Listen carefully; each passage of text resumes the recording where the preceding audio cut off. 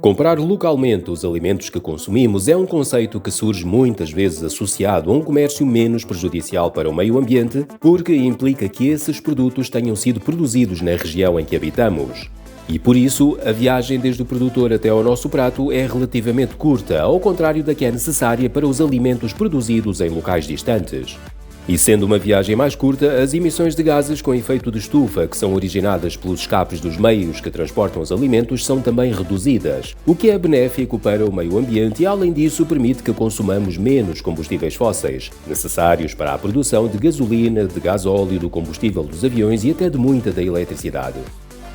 Claro que quanto mais gases com efeito de estufa emitirmos, maior é a intensidade do efeito de estufa do planeta em que habitamos, o que tem como consequência o aquecimento global que estamos a atravessar atualmente. A distância que separa o local de produção dos alimentos da nossa casa é apenas um de diversos fatores que temos de ter em conta quando estamos a analisar o conceito de comprar localmente. Cada produto alimentar tem um método diferente para ser produzido e distribuído. Como tal, há vários aspectos a considerar. E isto significa que comprar localmente os alimentos que consumimos pode não ser melhor para o meio ambiente.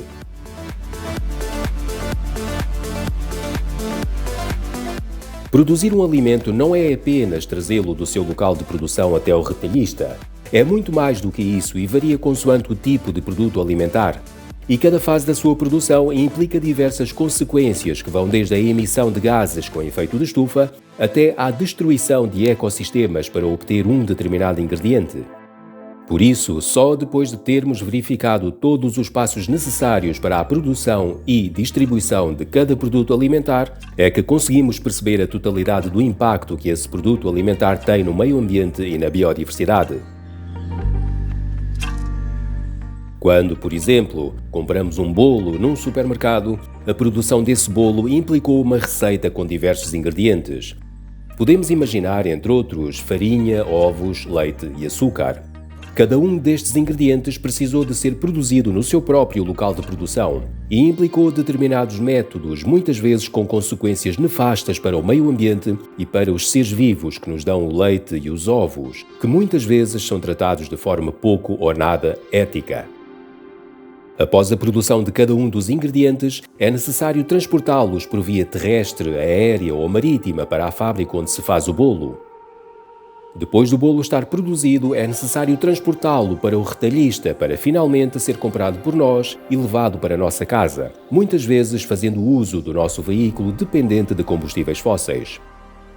E claro que a tudo isto, temos ainda de acrescentar a embalagem desse bolo e dos ingredientes que, frequentemente, é em plástico, o que irá aumentar ainda mais a poluição plástica que existe no mundo, com as consequências catastróficas que esse problema tem.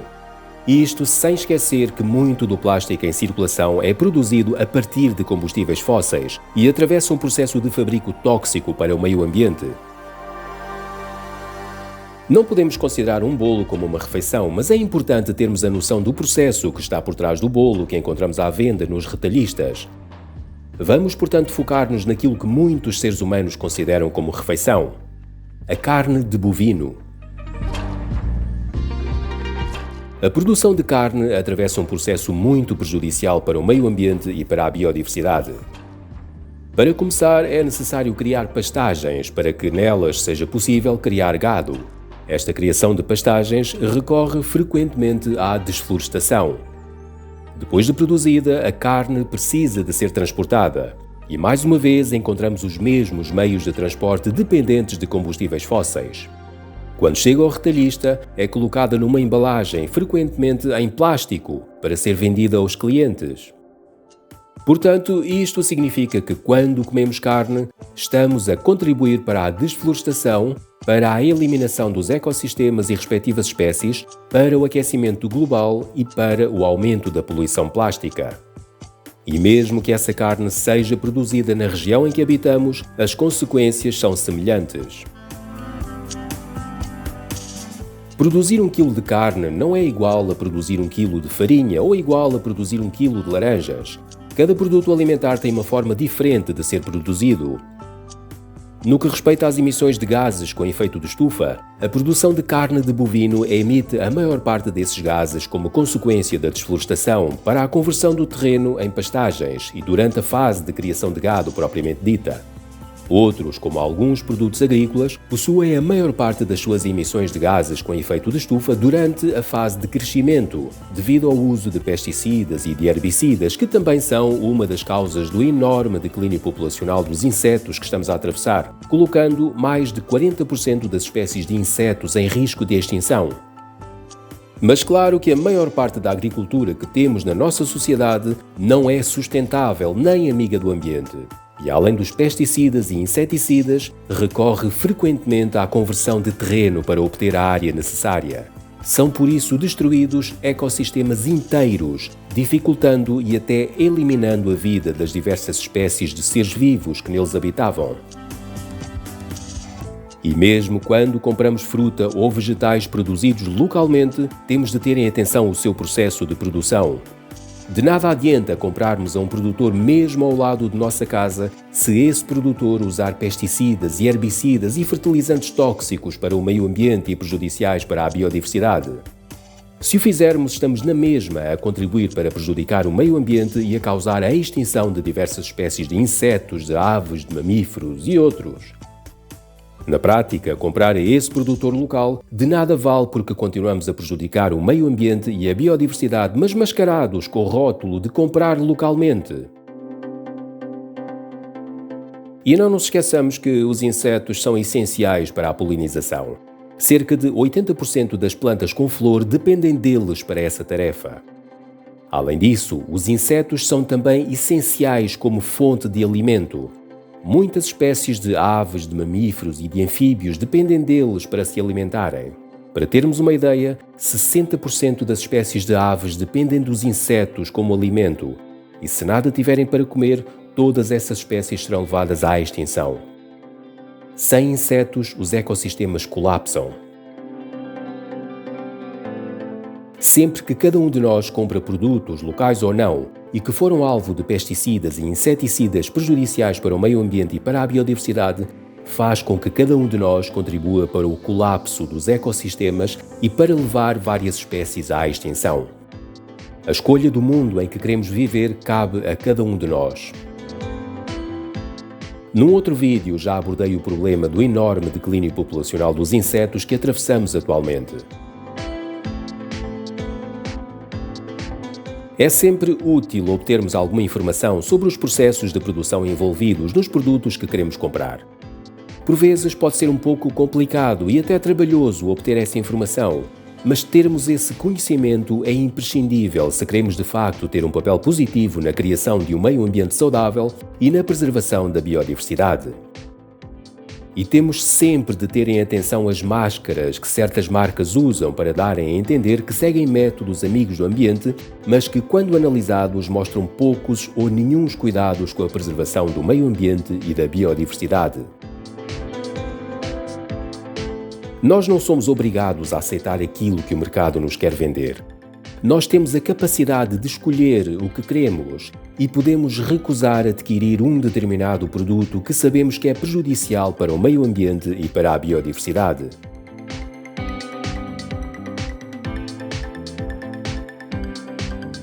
Se comprarmos a produtores locais, é óbvio que estamos a beneficiar economicamente a nossa comunidade.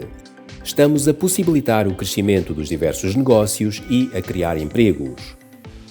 Mas quando estamos a lidar com a criação de um ambiente saudável e com a preservação da biodiversidade, temos sempre de ter presentes diversos aspectos que vão além da questão económica. Nem que seja porque também é possível beneficiar economicamente um negócio que siga as regras que lhe permitem minimizar ou eliminar por completo o lado prejudicial para o meio ambiente e para a biodiversidade que esse negócio pode carregar.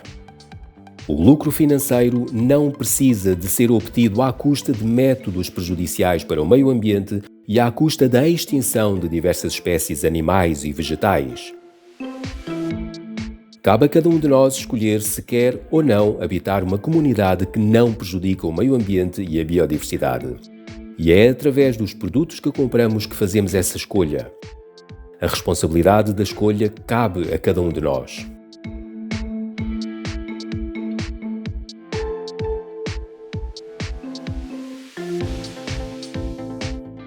Muitos dos produtos alimentares que compramos podem, de uma maneira ou de outra, ser prejudiciais para o meio ambiente e para a biodiversidade.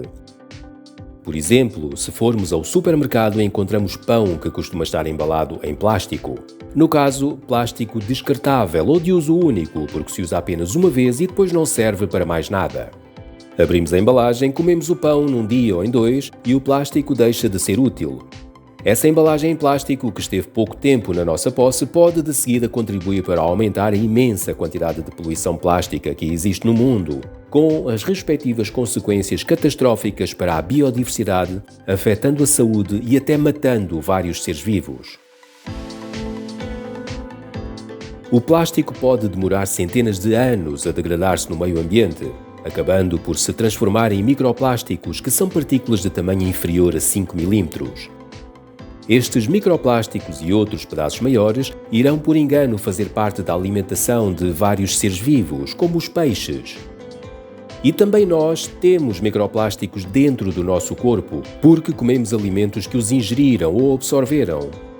E nem os vegetais escapam aos microplásticos. E quanto ao pão, teria sido melhor termos comido um pão que não estivesse embalado em plástico e que não dependesse de luvas de plástico descartável para os retirarmos dos expositores dos supermercados. Sejam ou não locais os produtos que compramos, devemos evitar ao máximo aqueles que estão embalados em plástico.